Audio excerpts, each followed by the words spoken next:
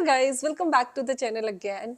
आज हम इस वीडियो के अंदर डिस्कस करने वाले हैं कि विजिटर रिकॉर्ड जो है वो क्या होता है, उसको कैसे अप्लाई करते हैं, ये क्यों ज़रूरी होता है और अगर आपका स्टेटस विजिटर है कनाडा के अंदर तो आप उस स्टेटस को कैसे चेंज कर सकते हैं।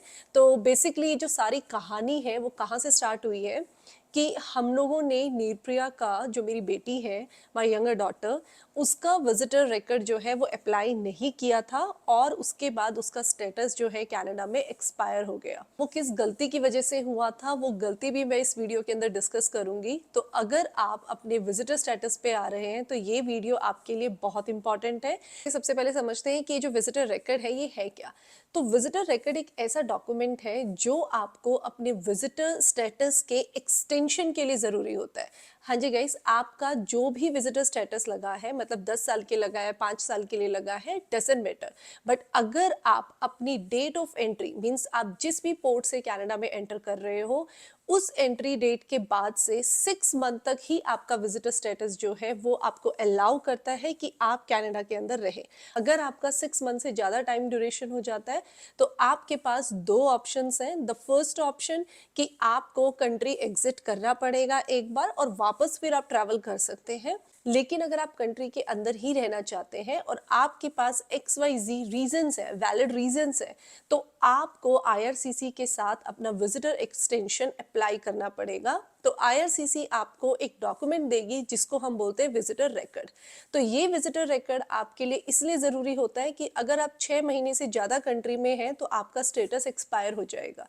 तो अगर आप अपना स्टेटस एक्सपायर नहीं करना चाहते हो तो आप ये एप्लीकेशन डाल के स्टेटस को जो है एक्सटेंड करवा सकते हो। सो इसको आगे समझने से पहले मैं आपको बता देती हूँ कि आपका जो विजिटर रिकॉर्ड है वो आप 30 डेज बिफोर अप्लाई कर सकते हो। मीन्स आपके पास एक टैग पीरियड दिया हुआ है कि 30 डेज से पहले अप्रॉक्सीमेटली 5 मंथ्स के बाद आपको अपना जो विजिटर स्टेटस है उसको अप्लाई करना पड़ेगा और उसके लिए रिकॉर्ड इशू कराना पड़ेगा।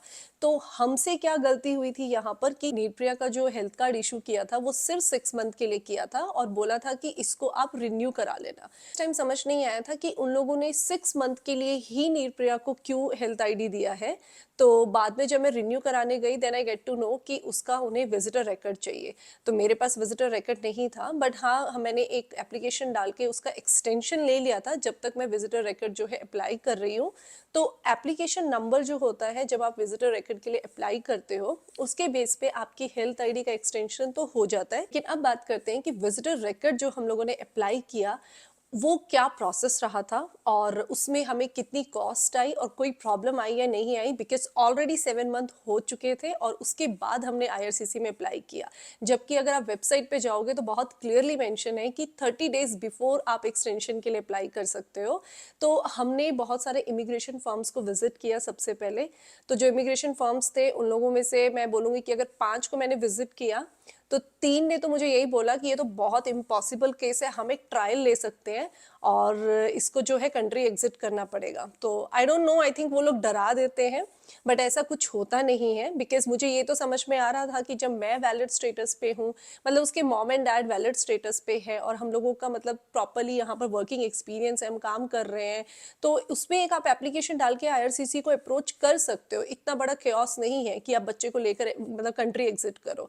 फिर फाइनली जाके हमने एक इमिग्रेशन फर्म के साथ कंटिन्यू किया और हमारी जो कॉस्ट है वो भी बहुत ही कम आई।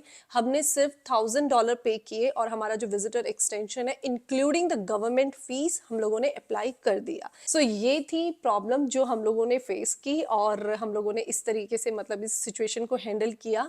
देन उसके बाद जब हम लोगों ने अप्लाई किया तो विद इन 1.5 मंथ हमारे पास IRCC का जो है अपडेट आ गया कि जो हमारा विजिटर रिकॉर्ड है वो अप्रूव हो चुका है। तो मैं आपको बताती हूँ कि इसके लिए डॉक्यूमेंट्स क्या क्या ज़रूरी थे और हम लोगों ने क्या क्या डॉक्यूमेंट्स जो है इमिग्रेशन फर्म को प्रोवाइड किए थे। तो गाइज ये है डॉक्यूमेंट लिस्ट जो आप लोगों को विजिटर वीज़ा एक्सटेंशन के वक्त चाहिए होती है, जिसमें आपका सबसे पहला मैंने हाईलाइट किया है कि प्रूफ ऑफ पेमेंट। अब ये प्रूफ ऑफ पेमेंट आपकी दो तरीके से यहाँ पर वेरी करती है। पहली तो आपको $100 देने होते हैं जो कि आपके विजिटर एक्सटेंशन के लिए गवर्नमेंट फीस है। बट अगर आपका जो विजिटर वीज़ा है, मतलब जो आपका स्टेटस है, आप 30 डेज पहले अप्लाई कर रहे हो तो आप $100 दोगे। लेकिन अगर आपका विजिटर वीज़ा ऑलरेडी एक्सपायर हो चुका है, जैसे कि हम लोगों के केस में था कि वो ऑलरेडी एक्सपायर हो गया था, तो भी आपके पास 90 डेज तक का टाइम होता है कि आप उसके एक्सटेंशन के लिए अप्लाई कर सकते हो।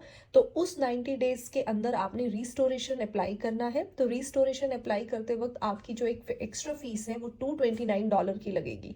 तो वो रिस्टोरेशन फीस है, क्योंकि आपने वीज़ा को जो है 30 डेज पहले अप्लाई नहीं किया और आप एक्सपायर होने के बाद कर रहे हो।